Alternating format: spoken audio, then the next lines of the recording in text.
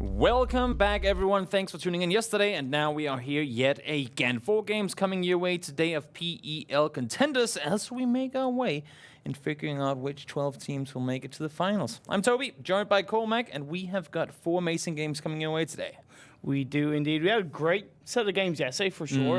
Some real great winner-winner chicken dinners, and of course some performances that didn't really live up to expectations within reason. But coming in today, fresh start, fresh chances, and these teams hopefully will step up. For sure. It's going to be really fun to see how these games will unfold today. I mean, the longer we get into it, and that's one of the big things to me, the longer we get into these tournaments, whenever you see a new group of team, things can be kind of difficult in the start. For only one team that hasn't had a hard time, of course, being Northern Lights. They're sitting pretty well in it right now. But sometimes, I mean, over time, we see some teams that might seem down and out claim their way back up to the top. And Zoekt Een Naam, they got a lot of points yesterday, sitting at 111. I think you said earlier, what did they get? 13 kills for T-Bone yesterday? Yeah, that is a pretty damn good performance. Yeah, really good performance from them, yeah. But you talked about and you mentioned how the positions can shift so quickly in these games and over these days. So kind of, what is it? It's about creating that huge point difference between you and the teams around you. For sure. So right now, Northern Lights have 27 points ahead of Zoekt Een Naam. Is that really enough? No, it's not, because 1-2 bad games, they're going to lose that top spot. I mean, considering both Zoekt Een Naam, I mean, all the teams below them, honestly, they can have those insane, I want to say 10, 15 easily killed wins, where, I mean, that'll easily throw them. If Northern Lights starts off now with a 0-point game, Zoekt Een Naam gets a 17-kill game, I'm not saying that's likely, but they are indeed a team that's capable of doing stuff like that. That's all of a sudden going to be that buffer they had completely gone, right? So we'll see which impact, of course, these next 4 games will have over the finals. Yeah, and a team I would like to mention, although just go through, of course, as normal, as expected, 10 points for first place, 6 Not for a whole second. lot to talk about. Nothing really to talk about here. And of course, 1 point equals 1 kill. But Se7en Esports, they had 3 games in a row yesterday where they got 0 points. Yeah. I don't think that's really that common. When I look through, they're a very skilled team for sure. Yeah, they're just in a down spiral kind of. And that's the thing. I mean, they're one of those teams that can, even though they have bad game, all of a sudden, boom, 15-kill win, and you're like, where the hell did that come from? I know, but I suppose kind of I would always be afraid that would knock at their confidence a bit when you have that many games in a row with 0 points. Oh, yeah, for sure. We've seen it where a team can go 0 points one game, then they'll get 31 points in the next game, so on and so forth. But I suppose when you have 3 bad performances in a row, that does kick you in the face a little bit, and it means you just have to try and come back stronger. Of course, it is a tough break whenever you see things going that way, for sure. Now, we do see here on your screens as well 4 games today. For those of you guys wondering why it's 4, not 3, it's because last Thursday, we didn't get to cast any games at all. So we'll have the pleasure of bringing you an extra game today, and also that 4th game for tomorrow's games. It's going to be real good, real fun, and, well, I mean, more PUBG. It's going to be good PUBG. Yeah, of course. I'm sure everybody missed the action from last Thursday. So coming into this week, you want a little bit more. You want a bit more spicy. Now, we do see that we are being held on Miramar for today's games. So interesting. A lot more desert action is going to be coming underway in terms of... I think that's good for consistency for teams that maybe have had a decent performance yesterday. They want to go into the same map, look to kind of continue on that run of form, those really good performance that came out on top. No tag team. Of course, the last game of yesterday took first place. Yeah. Let's see if they can do the same coming into today's first game. It's always hard to carry that momentum over from day to day, mainly because, well, I mean, first of all, you've been out of the game, you've taken a break, you've done whatever else you had to do for that day, but also the hours between the last game ending and this now game starting, that's time that all these teams have been spending looking back at the videos, preparing themselves for what you're going to be doing today. And a team we see changing things up immediately. Zoekt Een Naam, they're going up towards Alcantara. They'll do this reaction drop we've seen so many times from them before. And, well, I mean, now they find themselves on the northern side of things. Yeah, because I was wondering with this playing trajectory if they were going to get down to the south that we know they love to head down there. But nope, of course, dropping straight away. We do see T-Bone heading in the opposite direction, looking to kind of loot up in his own area. Talked about how that's pretty normal and standard for teams to kind of drop in split areas and then to loot up and obviously join later on in the game. Yeah, Yep, we'll see as all these teams find whichever way they want to go. Se7en, they have been accustomed to looting down in Las Leones. They have decided to go further north this time around. We'll see if the circle gives them the benefit of having changed directions. Everyone else really, to a certain extent at least, going towards their usual drop spots, I guess you can say. Only really Zoekt Een Naam and Se7en Esports changing things up here. So as we will see, this first circle will start to present itself sooner rather than later. For those you guys don't know. 1:30. 1:30. 5 seconds. Make that 2. 1. Boink. What? Oh, what? Yep. That's a lot of water. What the hell is this circle? Okay, so we've seen southeastern circles before, and I had the funny time of talking with James about this. How everything can happen with these circles, of course. The only rule there is that the circle center, like the center dot, the point in the middle, has to be on land. And looking at this circle here, I mean, that's got to be, like where the center dot is here, you can pretty much skinny dip at that point. That is as far down on the southeastern side as I think I've ever seen an Eastern Circle. So rotation's going to be hard here. We talked about yesterday all day how Las Leones was kind of a blocking, sort of a traffic cone blocking off rotations coming in from that western side. Now it's going to be like half the map you can rotate through because nobody's going to want to go out in the water and rotate that way around. No. So I kind of wonder who's going to kind of look to occupy Las Leones first. Who's going to look to make it their ground, their breeding ground to get all those kills, obviously look to come out on top with. I would assume to see Besiktas make their way down early because they're the late.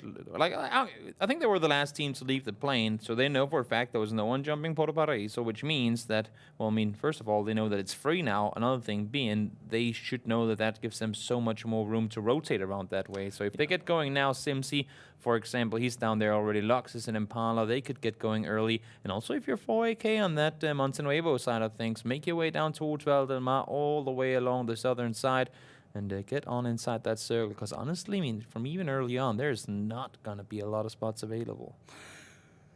No, it is not indeed. These teams will definitely have to recognize, of course, you've got to get your basic amount of looting up wherever you land, so at least you can get off and survive a couple of engagements. But definitely moving in as quickly as possible is going to be super important. Zoekt Een Naam is the team that's obviously furthest away for now. They took that chance to drop straight away. Obviously not expecting their circle was going to essentially start where they're normally used to landing. So I wonder if they're kind of going, should we look to should jump? Should we kind of gone closer to our normal destination? But we had a talk earlier today, you and me, in private, Cormac, and you said you should never regret anything. That's the way it is here, right? That's the way it is here. You can never say, oh, we should have. You know what? You're up there now. That's the way you're going to be playing this game, and you have to make the best of it. Using my words against me, I see. I like it. I like it, Toby. That's it. Yep, nice to see you listen. That's cool. Of course, I always do. I come here, 2 days, and I'm already teaching you. That's okay. No, I'm starting off strong here in the contenders. But look, these are now starting to rotate down heavily. I really love what Tornado Energy are doing. They're moving down a lot quicker compared to Zoekt Een Naam and even 4AK. Got to keep in mind as well, yesterday when they had that Southern Circle, the first game for Tornado Energy, they were caught off by We Need a Home. So they were saying, you know what, today we need to rotate early because other teams will beat us to it. And yesterday, well, we were not prepared for it. Now we have a chance to make an early rotation. Sure, they might have gotten the loot they wanted real quickly. And well, as you can see, if you have the map stream up, that's of course !map in the chat, or go to twitch.tv/PEL_esports_map, and you'll be able to watch along with us as we guide you through today's endeavors. It is always that little bit beneficial to have the map open on our side so we can kind of have a real good grasp of how these teams are looking to rotate down. Just a small bit of engagements coming out right now between Moon and We Need a Home. Nothing too crazy for now, but as we see, still 64 players alive, still those full 16 teams. Early days to begin with for sure. Toby? Yeah, I mean, teams are, I think everyone's more focused on rotating right now than trying to kill each other. Because, well, I mean, for the most part, teams have a pretty long distance ahead of them that they need to cover before they're inside that circle. You saw Millman and whoever is in his vehicle with him, that's Comfort. They were stopped by T-Bone for a little short while there, but seems like they got back inside the vehicle, maneuvered around. Lux now under fire too from 3 of the no tag team players as they try to maneuver on around. So they got beat to that early rotation, but seems like they might be able to cut their way underneath it. As we do see Denator. Mm-hmm. Is that, always never sure about how to pronounce some of these players' names, so I'm just trying to. I mean, James likes to say Denator. I say Denator. I think if you have a third way of saying it, you're very welcome. No, I'm gonna stick with Denator. He's got back on his bike and he's disengaging away from that situation. I really think that's just the best thing to be doing now for Winside. Sure. Of course, if you can pop a couple of shots off and if you can get that quick, swift knockdown or just that little bit of damage, it's not going to hurt. But of course, play the moment, play the game, and move forward when it's obviously a safer call to make. Yeah, I mean he had a magazine to fire off before they stopped and started shooting back. And with him being all alone and 3 guys pointing their barrels towards him, that was him saying, you know what, I'm going to call it quits here. And as you said as well, Cormac, that's a wise decision to make right there. Now we do see everyone, pretty much everyone except Avangar have made their way all the way down, but Se7en, they're trying to hold off, and you see them here as well. Buster, he's lining up shots towards Noctiv. That's a headshot coming in first bullet. Unfortunately for him, can't really seem to land. They wants to follow up, and Noctiv gets to go on through here. He's very lucky that there is not more than one member of Se7en with Buster that would have gotten those shots off alongside him. That easily could have been a knockdown, but it doesn't stop him trying again to get those shots off. However, he gets on the bike and he's going to look to drive away and move down. Also one of those moments where you headshot with the very first bullet and then you miss 20 in a row afterwards. It's like, oh, I'm gonna just hit one more bullet anywhere. He would have been knocked most likely. But of course, you gotta hit them all if you want to get those kills. And Hannibro, he spotted out Moon, but he's getting damage in from multiple angles. The Boom is there to apply some suppressive fire, but in the end it is Moon to get the knock, and York was just not at all in a position to help out Aaliyah now as well. Spotting out Nixties. Seems like he's gonna run back off. Yeah, first kill going over to Winside for now. It's going to give him another point, just give him a little bit of confidence moving on forward, and of course putting Riddle Esports down to 3 players moving forward. However, looking at Tornado, Energy, LAGG, looking for Nixties. But confident from distance? Comfort and Millman. I don't know if Aaliyah didn't call that there was fire coming from that angle, but Aaliyah stopped, started shooting up the hill. Yep. And normally you'd say, guys, shoot there's opponents over here, you mark it on the map or whatever, and then you have them do a big spin around, because, I mean, one thing is being 2 guys in a vehicle, but being 2 guys on a bike, that's like as exposed as you could possibly be. And Aaliyah pretty much sent them to their own death. They're losing comfort for arguably no reason at all. That's a really unfortunate start for them. Feels like that was definitely a situation they could easily have avoided. Yeah, maybe a communication breach, we won't know, of course. Yep. And at this point now, it doesn't really matter either. New circle, how much water will we get? Quite a bit of it, actually. It could have been more, of course, but with this water mass, I'm sure the players are hating it enough, because what was the only safe escape in this could have been, okay, we can always crash Los Leones, I guess. Well, I mean, Los Leones ain't in it no more, so now it's going to be the scramble to get whatever compounds are mailing. As you see, Riddle Esports, first team to lose a member in this first game, so they're just staying a bit safer, not moving into the circle just yet, because I feel they're predicting, Toby, that there could be realistically a good few teams around them if they moved into the circle now. But I'd say they're allowing the other teams a chance to kind of move in before they make their move. Yeah. Overall, a safer situation, I feel.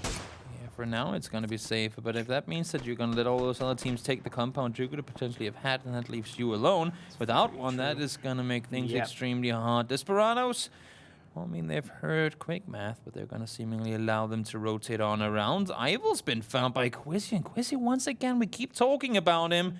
He is a hard-hitting player for for Northern Lights, excuse me, and he has been doing a hell of a lot of damage over the last couple of days. He only got 12 kills yesterday, Quizzy. Only, yeah. Yeah, no, yeah. Could have been 13, you know. In all fairness, he did get 7 of them in one game, right? So you could expect a bit more from him. Oh, wow. Shots fired. No, he had an absolutely fantastic day yesterday. However, he wasn't in the top 3 when it came to actual damage dealer, so he was getting the final blows, but he wasn't getting the full damage that other players were getting. But look at this. Car on its on his roof. It's not a good place to be. No, especially not if you're a reader with a nade thrown straight into the face there. Lipson, he's up close. That's an angle to get that surprise shot fired. But now he's starting to get shot at by no tag team from afar. And I think that allows for Ultra to realize, wait, there are shots fired just on the other side of the ridge here. Maybe I should run on off, and he does. Smart play here, because he is split off from his teammates. And there's also even PG-18 near them also. Could have heard, that could have shots off. We do see Nail Up is looking for those shots off onto Besiktas right now, but they're occupying a compound. Simsy takes a bit of damage, but they get into that building. But it's always risky when you have more than one person in the same small building, such as Simsy and Ultra are in. Yeah, I mean, fortunately right now there's no one really within a distance to be a potential threat in that, but I agree with you. It's especially if you have the buildings available to kind of spread out and take some more control, always do that rather than sitting on top of each other. Akko, he's gonna chill on down by the cave that I've never seen an ending in. I don't even know if it's possible, but I would love to see a game that ends inside the cave. That could be pretty interesting. Next is he's gonna go down Page from afar, and from high above gets the Noggin T-Bones there to secure the kill. Are you really surprised it's T-Bone that's in some way securing that kill? Nah, not at all. Absolutely great with that Mini 14. Mini 14 I've noticed is one of really the most popular guns to be played in PUBG right now. It's extremely high in the meta. Of course, it's not a full-on bolt action, but it has that sniper-based, feel and that single-shot fire that really does help. It is a lot of team fights. It is the laser, I guess you can call it. It has very little recoil, and you can just tap them away pretty darn quickly. And arguably, I mean, if you have to hit 2 body shots with a bolt action, you can get a knockdown faster with 3 hits from a Mini 14. So arguably the better weapon, unless of course, I mean, there are players I was just going to mention. Thank you, Maxisol, for showing yourself. There are players like Maxisol who can indeed hit shots with the bolt actions, and they do prefer them. And well, I mean, if you have one of those guys in your team, you're going to be well satisfied with it. Nothing worse than this situation kind of proving you wrong in inverted commas. And Clip comes in right Yeah, out, I know, right? I mean, they're probably the 2 best bolt action snipers in this group of teams, and they're the only ones you really see time and time again play the bolt action, at least consistently with getting kills too. Sure, there might be other people that prefer the bolt action too. It's just been Clip, and it's been Max has always been the guys that have been on top, at least as far as highlight-worthy clips go. 4AK, Northern Lights, they're sharing this road for now, but for how much longer, we'll find out. Yeah, we do see Ronnie Craze taking a little bit of damage. Perfect is looking for him. Okay, bro. I forget how you told me how to say. Perfectix. Perfectix. There you go. Perfectix looking for him. However, on top of the mountain, there is Zoekt Een Naam. You're first and second place overall, looking out for each other. So Northern Lights need to be a little bit careful because they have 4AK one side and Zoekt Een Naam somewhat the other side. So we've got to be very careful where they poke their heads out. Zoekt Een Naam has a nice split on both sides. Yeah. The only thing is that this nade does bounce back. Oh, no, it doesn't. The only thing is that they're not inside the circle yet. Only Page has made his way in, so they need to, if not take the fight here, then pretty much already now start maneuvering around because the circle is closing in as we speak. Then in the distance, see the boom getting knocked out in the grenade. Gets the final blow from Riddle. We see Gamerlegion from down the hill there as well, getting the knock on towards the deep, and they are in all kinds of trouble here. Northern Lights Gaming. Fortunately now Gamerlegion also applying some sort of pressure over towards 4AK. It can all be a one-sided battle. And Quizzy, he's actually crossed the road here, but trying to see if he can get himself into a better spot to potentially get an off angle on an opponent. I think that's a good idea from him, Toby, because Northern Lights weren't looking good where they were positioned, having a lot of teams around them. And if you can kind of split up in that situation, yeah, you're not going to be able to revive the rest of your team. But all it takes is, like we talk about how popular the nade meta is, a couple of grenades in that little corner, in that little glow hole, could easily have can easily take out Northern Lights as a whole squad. So him separating, getting a better angle, getting better viewing, could make a huge difference for them. And it's something we don't see a whole lot of, where we have that one player kind of separating himself, trying to get that off angle or flank position. We don't have a whole lot of teams doing that style of play. Se7en does go down, circle though, benefiting Riddle at least to a certain extent. The circle goes up towards him, but they are kind of caught up there in the field in the little house they have available. And everyone else on the south side, well, they need to cross this road eventually, and it's not going to be easy because the more time they spend on the south side of it, the more players will line up and wait for them to come on over. Dex is taking shots onto Perfectix right now with that red dot blowing up the vehicle, but doesn't quite get the knockdown that is needed. He's now putting shots onto OK Bro with that mini 14, helping create the distraction, but he's taking shots back himself, so they're responding. Northern Lights not afraid to come back and pull a couple of punches of their own. No, Perfectix, he somehow managed to survive that one. Was pretty fortunate. Might even be able to get out of the situation alive to Northwest. Getting himself knocked on the little split screen you got down there. Zoekt Een Naam now. After Northern Lights decided to leave, they'll come down and take over the position instead. McIntosh, though, pushing on up over the side. He's going to get himself into a good position. We do see 4AK go down. But on your main screen right now, McIntosh by himself on the other side of the road here. He has his teammates still on the south side with Moonwolf pushing up towards him. And he needs to play it ever so cautious here because he's all by himself. Talk about being all by yourself. Tomo. Yeah. It is all by himself. All by himself. I wanted to do that, but I was like, no, that's going to sound bad. However, he's going to get the knockdown, but not before getting taken out on the side of Perfectix. Perfectix is there to retaliate. They do lose one player, not just any player. That's Quizzy going down. Yeah. Heavy hitter, of course, we talked about just before on their team. But Se7en and Moonwolf now pushing in, and Magna needs to fall back and help his teammates here because they will be under pressure in just a short moment. Edgicast trying to hold off. He gets himself double knock coming in there. Really good performance by him, but there's still plenty more players to be dealt with in Arco. All of a sudden by himself. PG, they're third partying in from the side. That's going to be Riso out as well. And Arco, what can you do here? Well, you can throw a triple nade. That's easy enough, and that's going to be a team-wide one towards 7. I didn't even notice that. Holy Arco, that's impressive. You asked what could you do, and he delivered the goods with the absolute fantastic nade shot. However, back in on the action, we see Avangar just inside the circle, going up against Quickmath. They've been against each other somewhat the last 5 or 7 minutes. No real heavy knockdowns or kills coming out on either side, but with the circles closing in, Toby, sooner or later before they're going to come across each other even more heavily. Yeah, you'd assume so. I mean, they won't have that much room to maneuver around. You can already see the knocks starting to come in now. Tonk goes down. On the other side of things, we have Tornado Energy trying to, figure out how to get this approach in on towards PG-18. Tonk goes down, Max Source down as well. Asperman down, and now Noctif all by himself for Avangar. Desperados, they're chiming in, and Avangar will go out in 14th place. So as you said correctly so there, Cormac, they did not have a whole lot of room to work with. And once these shots started to come in, Desperados saw the chance of third party, and they executed it extremely well. Take the opportunity that you can get and you run with it, as we do see Akko in the side map is constantly doing his best to survive in that small tiny hole. Every time he kind of tries to peek his head, he's getting shots onto it. As we do see example, he's moving up forward, he's being a little bit careful, he knows what Akko can do, I am sure, so he's definitely going to really proceed with caution, as they say.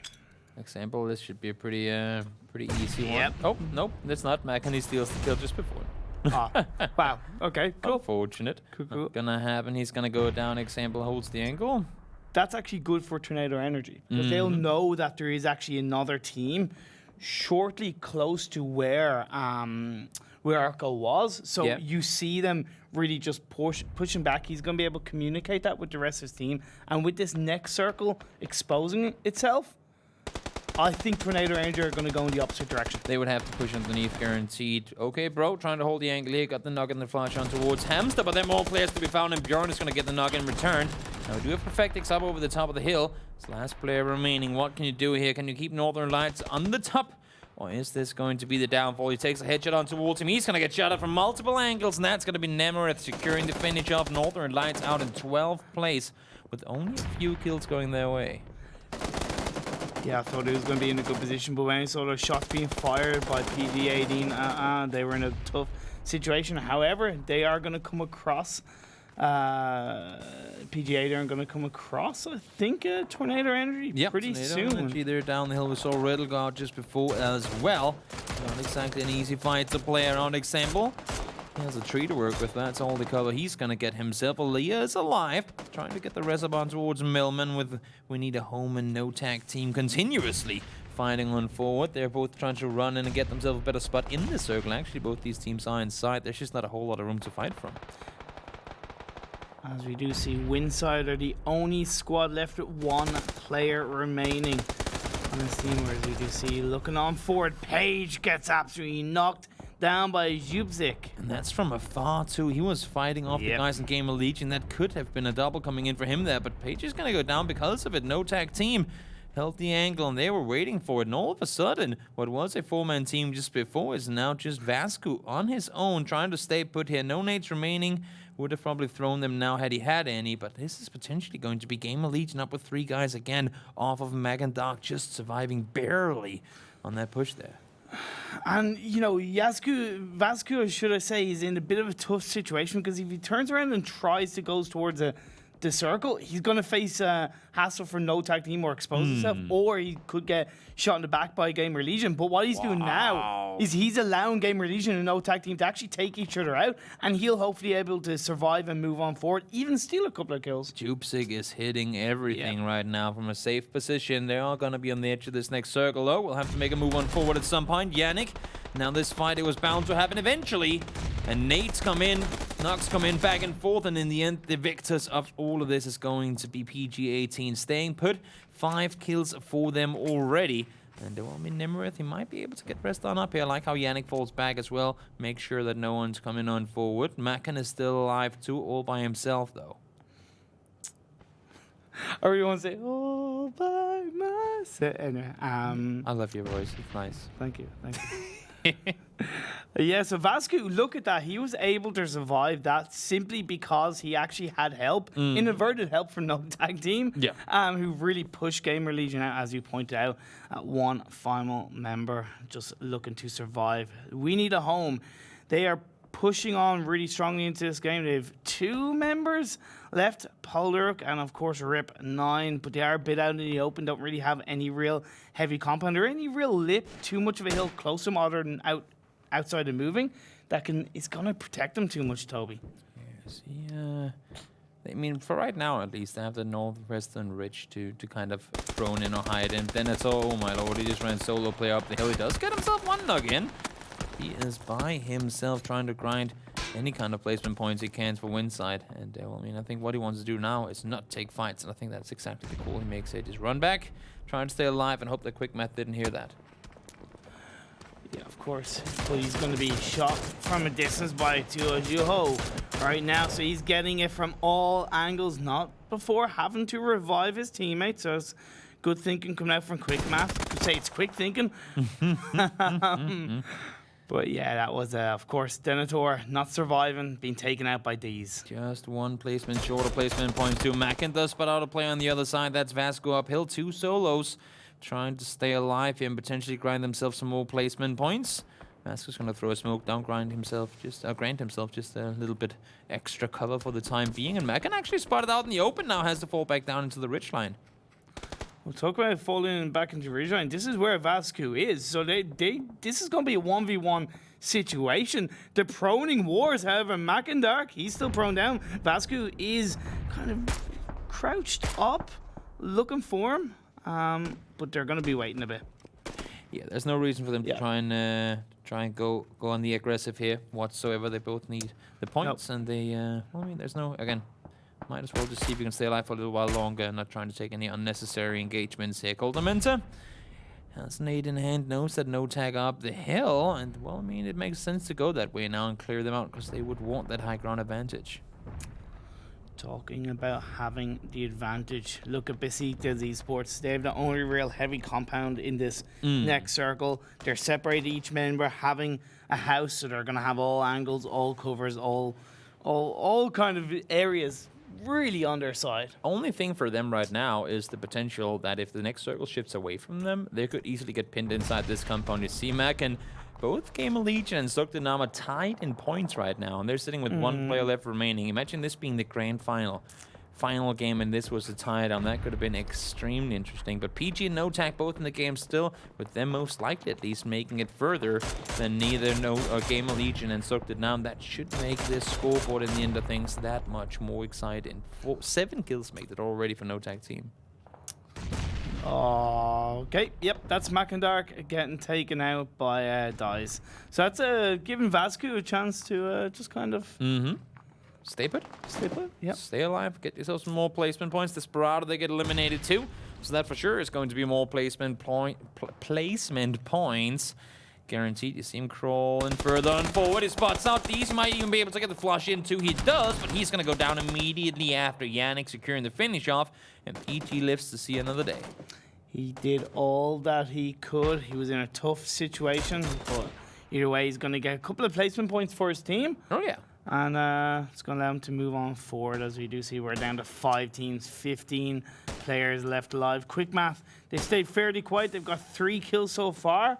And they're actually in a decent position in this current map, in this current, final destination, looking for NoTac team. But NoTac team, we know they've been active in this game so far. Yeah, I mean, Quickmath, they're rarely ever a team to go on the aggressive until we see something like 10 players left alive.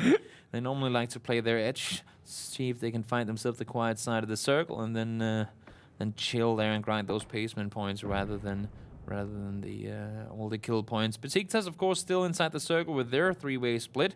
We'll have to see, though, if they will get to stay where they are or if they will have to leave. Well, I mean, Ultra and Lux, they will have to make their way out at some point. And Quickmath, how are you playing this one? They're in a tough spot now because they have to move the furthest down of the remaining teams. And they have to move first, too. Yeah, and they have to move first. They're going to come under fire, I feel, from Besiktas sooner rather than later. The only thing I can think of is that Ultra is looking for NoTac team. So that could give Quickmath a bit of a freedom, a bit of a chance to kind of move in, at least one by one. They need a knock on one of the NoTac players. I think that's going to be their access point to make their way north, because there's nowhere in hell they're pushing down towards the compound. That's simply suicidal.